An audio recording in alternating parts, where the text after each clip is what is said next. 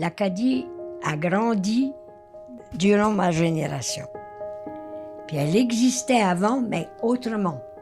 Elle existait comme une mémoire. Maintenant, elle existe comme une vérité, une réalité. Elle est là. J'ai vécu le développement d'un peuple qu'on croyait qu'il ne pouvait pas faire ça. Puis il l'a fait. Puis on l'a vu.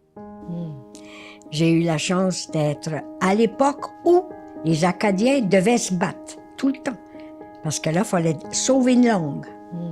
Donc, je peux dire, moi, que j'ai hérité d'un esprit combatif, mais qui était combatif pour les bonnes raisons. Je savais que j'allais écrire. Je savais que c'était pour la vie. Je savais que je dirais beaucoup de choses qu'il y en a qui n'accepteraient pas. Débrouillez-vous. J'écrivais des choses nouvelles. Puis on disait, mais où t'as pris ça? Ben, une telle, à Vie, au bas de la traque, là, telle place. Là. C'était les humbles, les pauvres, les gens qui avaient rien. Mais de ces gens des bas de la traque, il y avait des Sagouines, il y avait des Pélagies, il y avait des personnages réels. Et moi, j'ai écrit ça. J'ai été jeune de ma jeunesse, moi et tout.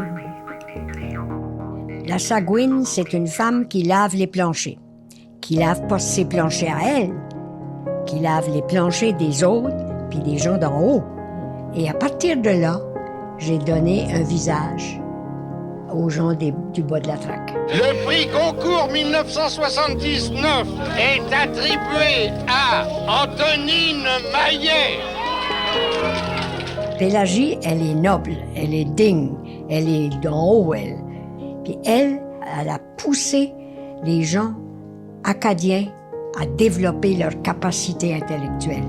J'ai eu la chance, moi, que la plupart des écrivains n'ont pas eu d'avoir ce monde-là à côté.